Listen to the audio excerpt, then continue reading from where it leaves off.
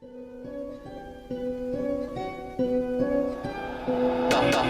mère la mieux.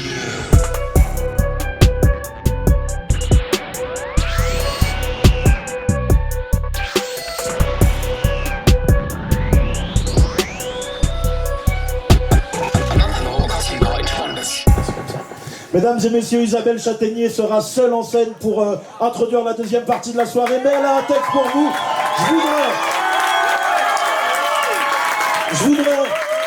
Je voudrais que vous fassiez vraiment 3 fois plus de bruit, s'il vous plaît, pour Isabelle Châtaignier.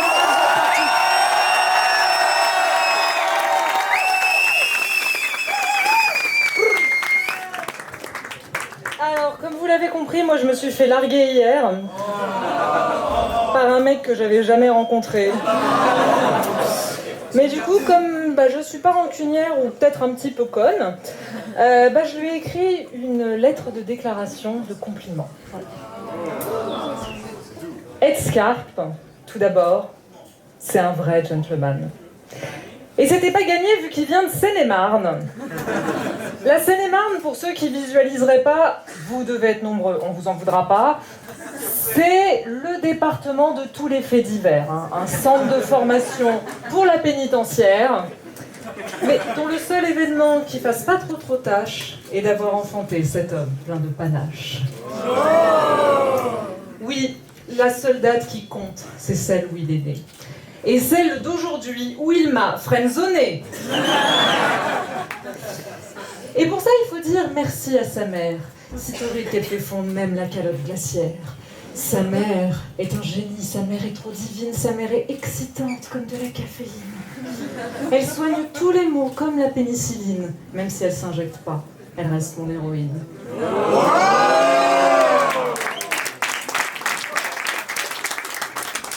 Elle fait tourner les têtes comme le flot d'Eminem. Les seuls mots qu'elle m'inspire, ce sont ceux-là. Je t'aime. Elle l'a bien réussi. C'est un vrai séducteur. Même vu qu'il n'est pas là, faut que je réinstalle Tinder. Sa barbe est d'une douceur absolument parèche. Il aurait presque pu être influenceuse Daesh.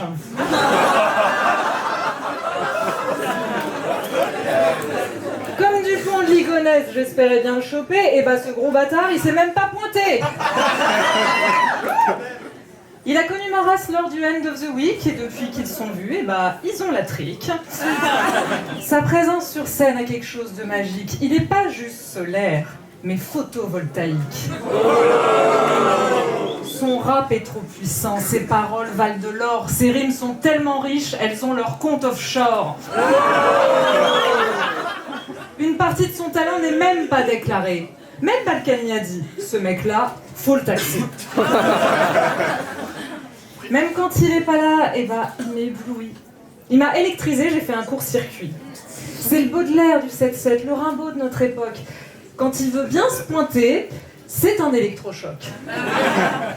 Il a sidéré le monde dès la maternité, et la nature, faut le dire, l'a sacrément gâté. Sa mère, en le voyant, se serait écriée « Son sexe est énorme, comment l'ai-je accouché ?» Avant d'un petit trou, j'étais pourtant pourvue, et là c'est un hangar qui m'a été rendu.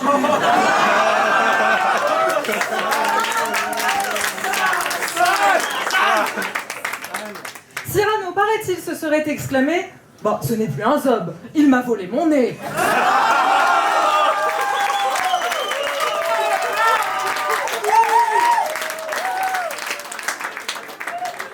Il est tellement sexy avec sa barbichette.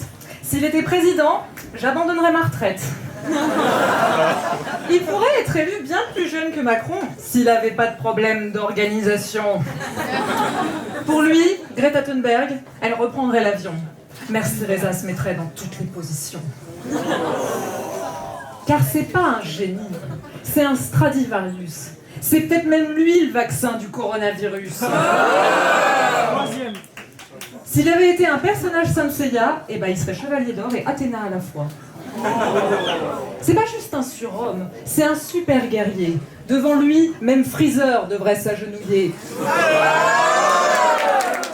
Les cyborgs le supplieraient de les épargner, et Sangoku lui-même n'oserait pas le toucher.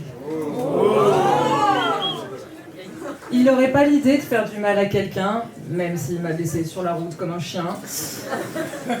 Il manie les punchlines comme nul autre pareil. Et tu sais quoi? Sa chanson, c'est ma sonnerie de réveil. Et quand je pense à quoi ressemblera le futur, je le vois lui et sa photo sur tous les murs.